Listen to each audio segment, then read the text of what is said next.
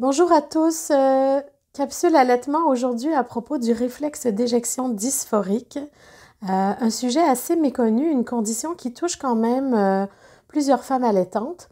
Malheureusement, c'est pas une condition qui est tellement étudiée, alors on trouve pas beaucoup d'informations ni beaucoup de remèdes et c'est surtout un syndrome qui est pas tellement reconnu non plus par les soignants. Alors on va souvent confondre la sensation de la dysphorie reliée au réflexe d'éjection à une sorte de dépression postpartum ou du baby blues, à de l'hypersensibilité que la mère va vivre au niveau des seins, mais c'est pas exactement ça. Alors, qu'est-ce que c'est la dysphorie du réflexe d'éjection? Ben, d'abord, la dysphorie, c'est vraiment des émotions négatives qui surviennent de façon soudaine, abrupte. Et cette dysphorie qui est reliée au réflexe d'éjection, elle arrive juste avant que l'éjection du lait ait lieu, c'est-à-dire généralement au moment où le bébé commence à téter, prend le sein chez sa mère pour se nourrir et finalement stimule au niveau des capteurs de l'aréole l'envoi d'ocytocine vers l'envoi d'ocytocine qui fait le message finalement d'envoyer le lait. Alors quand le cerveau reçoit cette information, il va envoyer de l'ocytocine, ça va donner lieu à une baisse de dopamine qui elle-même va susciter de la prolactine, enfin stimuler les pulsations de prolactine qui, elle, est l'autre hormone qui envoie, finalement, qui pousse le lait vers l'extérieur des seins. Alors, ce réflexe d'éjection chez la mère, réflexe d'éjection du lait, plusieurs d'entre vous connaissent le terme de réflexe d'éjection parfois qui est fort ou puissant chez certaines mères. Bien, chez la mère qui vit une dysphorie, c'est vraiment exactement à ce moment-là qu'elle va vivre des émotions négatives. Les mères le décrivent vraiment comme une bouffée d'angoisse. Elles vont être assaillies par des idées noires, une difficulté vraiment à éprouver autre chose que du dégoût, de la colère, une répulsion vraiment au niveau de ses seins et dans ses émotions. Alors, c'est vraiment une détresse psychologique parce que les femmes peuvent vivre ça à chaque tétée, plusieurs fois par tétée. Pour la plupart, ça va diminuer au fur et à mesure de la tétée. Alors, mais pour certaines, c'est vraiment très fort, si bien que chez certaines femmes, ce réflexe dysphorique, en fait, la dysphorie reliée au réflexe d'éjection va finalement les amener à un sevrage hâtif parce qu'elles sont incapables de supporter en fait que le bébé tète et de vivre cette détresse, cette dysphorie à chaque fois que les pulsations hormonales sont là. Donc, le peu d'études qu'il y a là-dessus et les documents qu'on trouve, entre autres un ouvrage fort intéressant qui a été écrit par une Américaine, mentionne réellement que ça serait de source hormonale, comme plusieurs dysphories en fait, qui peuvent être liées à d'autres choses. Et puis, donc, on peut quand même agir avec la naturopathie, avec une bonne hygiène de vie chez cette mère-là, si justement elle bouge, elle fait du sport, elle arrive à dormir suffisamment.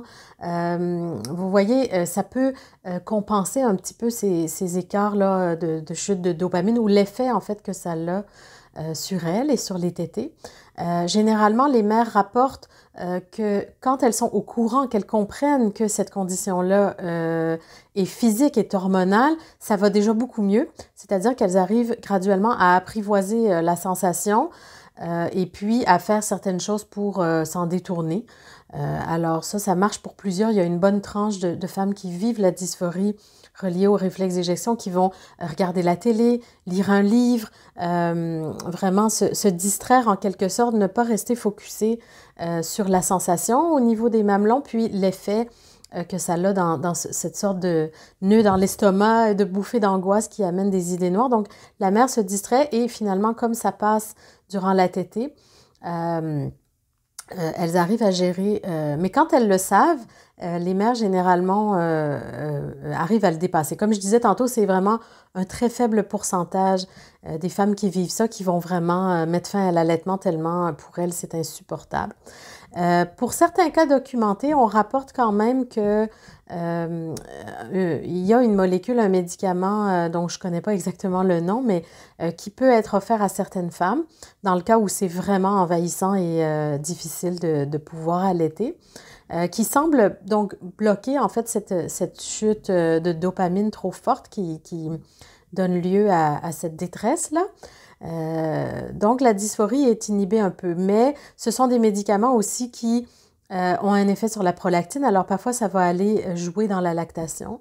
Donc, c'est pas ce qu'on veut faire hein, quand une mère souhaite poursuivre son allaitement, évidemment. Alors, prudence avec ça. On va regarder dans les prochaines années les études qui se font là-dessus, en espérant que, encore une fois, quand les femmes rapportent leurs sensations, rapportent ce qu'elles vivent, elles reçoivent un accueil aussi, elles soient entendues par les soignants, par les chercheurs, par les médecins qui n'attribuent pas évidemment systématiquement ce genre de comportement, ce genre de conditions, toujours dans le même sac de dire « oh, ben, c'est normal, vous êtes sensible, c'est les hormones. » Ben oui, c'est les hormones, mais ça vaut la peine de les étudier et de les comprendre.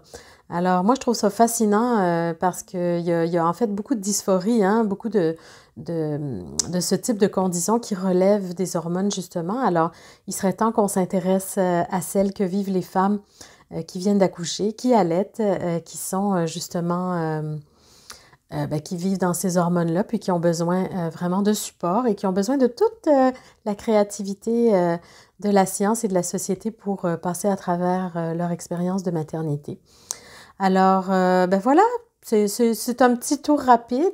J'espère que le sujet vous intéresse. Vous pouvez trouver plus d'informations sur le site, entre autres, de la Ligue La Leche France. Il y a un bel article là-dessus avec des références intéressantes, des études à lire. Et puis, ben, pour ma part, je vous demande de mettre le pouce et puis de vous abonner à ma chaîne. On se retrouve bientôt sur toutes mes plateformes, Nathalie Allaitement, pour d'autres capsules à demande au sujet parentalité. À bientôt!